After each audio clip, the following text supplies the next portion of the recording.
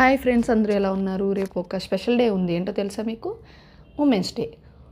Happy women's day to all. ఏమీ లేదండి, మన అలివ్ మిఠాయిస్ ఉన్నాయి కదా, దాంట్లో రేపు ఉమెన్స్ డే సందర్భంగా ఆఫర్ ఇచ్చారు 50%.